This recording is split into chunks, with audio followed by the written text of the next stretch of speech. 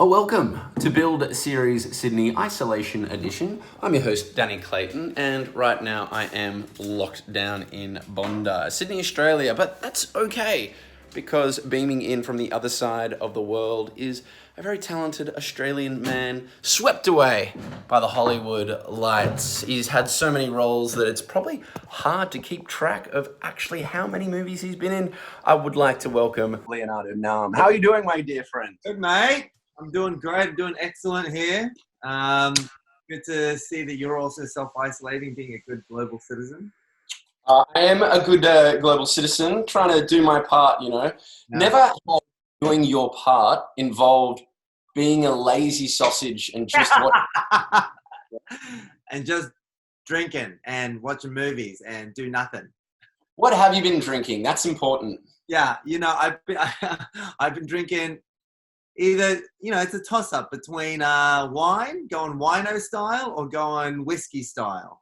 You wouldn't happen to be a fan of Japanese whiskey, would you? Because that's my drop. I know it's 7 a.m., but I'm tempted to put it in my tea. I think you should do it. You know what? I think you're allowed to. First things first, I do want to see where you're isolated. Is this your home? Do you have a private office? Yeah. My home. I've got an office in the front. And got a view of the beach. Life is pretty good, even in isolation. I got kids, so they can run around still. It isn't like the madness of if I was in LA or heaven forbid in New York, that my kids can at least run around and I don't freak out at every second of like, oh my God, you're touching something. So you got twin boys, yeah? Yeah, I do, yeah. How much energy is involved in taking care of twin boys while in isolation? Well, you know what? I tell you what, they say that it's a young man's game. It is. It is. I'm barely keeping up, and it's incredible. Like, just when you think like, oh yeah, they're down, yeah, and then one pipes up, and you're like, are you serious right now? Are you serious? Sleep. Yeah. But it's great, the silver lining to all this is that I do get to spend more time with them.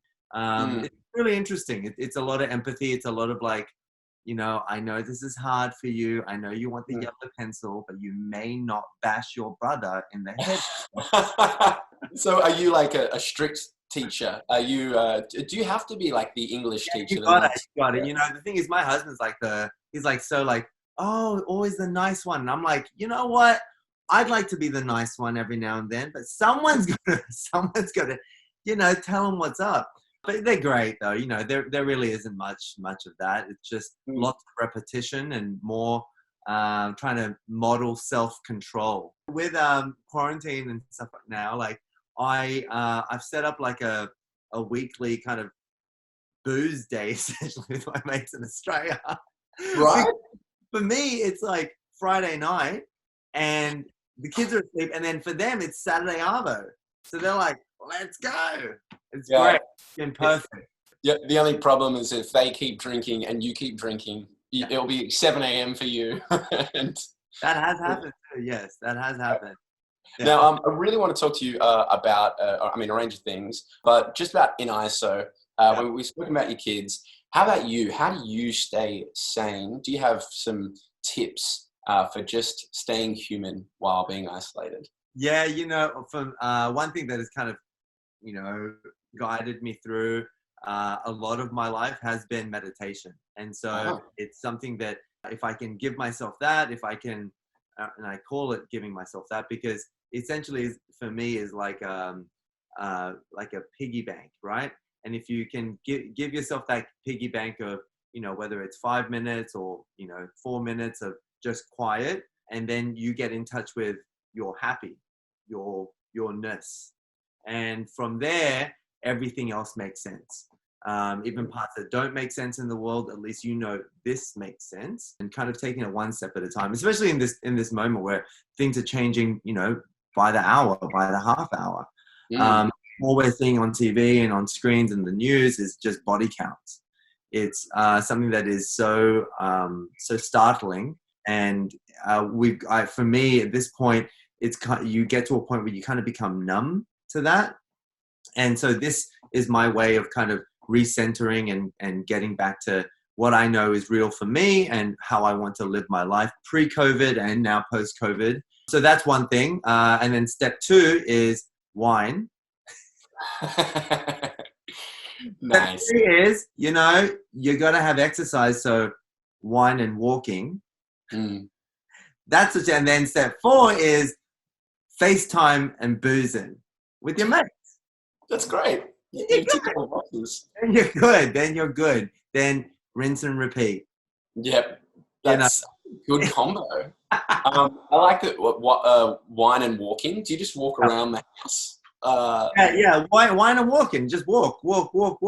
And you feel at least for yourself that you're getting some sort of motion, you know? And then you get a little elbow workout too. In LA, and in the US, lots of parts of the US, weed comes to you too. Wow. From your phone. Wow. Like, no one's ever going to leave after this. This is going to be the greatest revolution. Everyone's just going to get super fat. And then it's going to be great. It's really quite funny because when you talk about weed delivery, the first thing I can ever remember seeing you in was The Perfect Score. I think I was still at school. I think I was leaving school, and it was this movie where Scarlett Johansson was in it. I think Chris Evans was in it. And your character was just like this stoner, like, idiot. I was like, were you method acting? Who knows? It's so funny. I'm going to tell you the absolute truth in that is that I hadn't smoked weed at that time.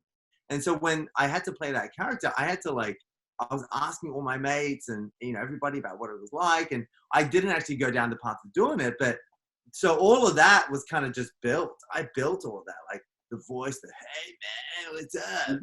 That is so funny. When we look back at Perfect Score though, just for a second, I mean, at the time, were you aware that the people that you were acting alongside, because when we look at the actors in that film now, it's like they're the biggest actors in the world.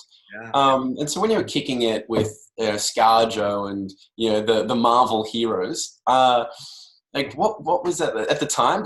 Was everyone just trying to kind of make it, or were you like, oh yeah, these guys are pretty good? Honestly, everyone was trying to make it. Everyone in the movie had already done a ton of work. I was the newbie, right? It's my first Hollywood film, and you talk about moments in time where you're like, oh, I guess I was supposed to be here.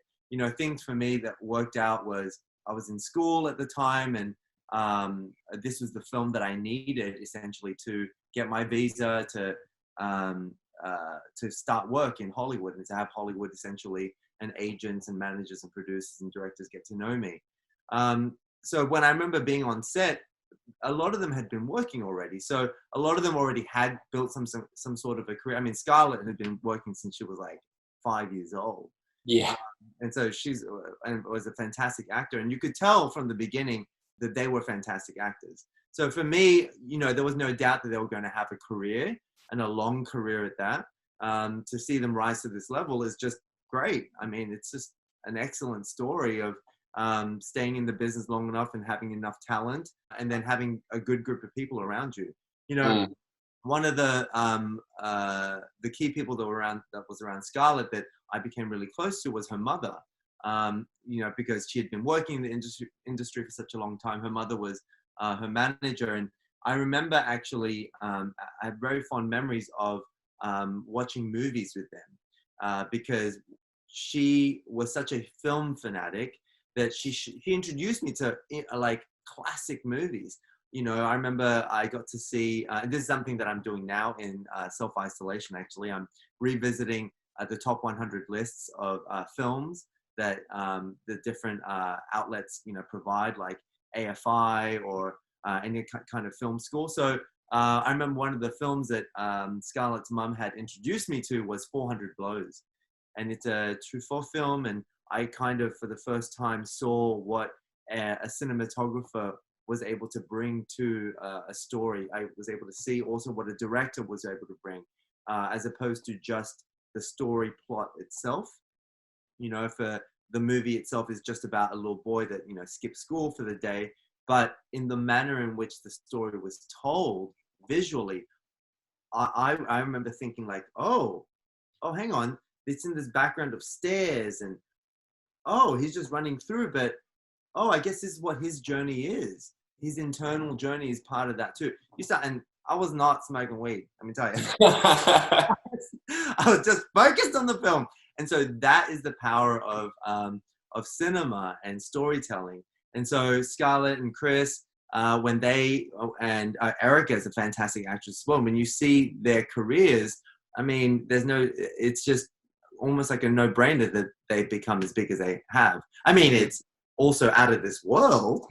And you think about like how huge their careers have become, but it's also not super surprising. It's time to talk about what I've been itching to ask you about, and that is, let's do it. Let's talk Westworld. Do it. So pretty much from the moment that you're on screen, you have this feeling where you feel sympathy for Felix, your character. He's this robot doctor, if you will, and a technician. And he just seems like a very like gentle, soft, and sympathetic soul. And as like a viewer, you're actually you feel like you're on his side, and you want him to do well. And he's stuck in these really awful situations. And as the story progresses, you see that he's in this incredibly complex situation. Firstly, I'm curious, how further down the track did you know, like what was going to happen to Felix? Did you know that he was going to be stuck in these situations, or did you have to learn as we went and we learned? They keep a lot of the secrets, for lack of a better term, very close to the chest. But they are very open with us in regards to talking about the things that we need as an artist bringing for the project. Did I know where we would be in season 3? No, hell no. Are you kidding me? But I did know, especially in season 1, they give me little bits of information along the way as to what I needed to know. They're treating you like mushrooms, it appears. It does appear. They're keeping that locked out. I mean, I remember asking them pretty early on, like, what year is this, And they would always say, it's closer than you think. Whoa, that's spooky. That's spooky, right? It's scary, because I think that's one of the brilliant things about Westworld is it's not about, just what happens on screen. It's about what happens as a viewer. You get put in these situations where you're forced to ask yourself all these really uncomfortable questions of what it is to be a human. Yeah. I mean, who knows? Am I in a simulation? Are you in a simulation? I don't know, man. It feels like that sometimes. It does. It super does, yeah. And they're fantastic at probing those questions, Mm-hmm. The themes that they bring up. And, as an artist, you and as an actor especially, you are only as good as the opportunities that you get given. And so the opportunities not only to perform, but also the opportunities to perform in projects that have weight, that have some sort of a resounding theme that is global. And so I was so fortunate to be part of Westworld, and the idea that they ask us, what is humanity, and then what is the evolution of sin? What is that cost? And I'm always so grateful, and I pinch myself when I watch the show that I'm like, oh, whoa, I'm thinking about this too. This is super deep. And then I talk to people, talk to fans, and they're feeling the same thing. So yeah, definitely. And I mean, there's so many more stories that you still have to share. I know that the film Phobias just got premiered recently at Mammoth Festival. You've got so many other. Black Hole is coming out eventually. Marvelous. You've got all these incredible indie films just like waiting for us to consume. I have another film coming out that I think everyone will see early next year. It's called Yes Day. It's with Jennifer Garner. It's based on a children's book, and it's a super wild, fun story about parents that give their kids this one day of yes. So everything they say, I want to eat outside. Yes, you can do that, even though it's raining. So they try and figure out how to do it. And I want to do this. Yes. You know, and so I play a teacher that kind of reflects back to the parents as to what their kids are doing and what's going on in their family. So I played kind of like the tipping off point for it. And Jen Garner was such an absolute pleasure to work with. And so funny, funny. So I can't wait for everyone to see and share with that. Leonardo, it was an absolute pleasure. Thank you so much for hanging out with me in isolation. I love it. Could be time to hit the books again and start studying architecture once again. Yeah, man. You're so funny. All right. Well, I think we've earned ourselves a whiskey. This has been Build in Isolation.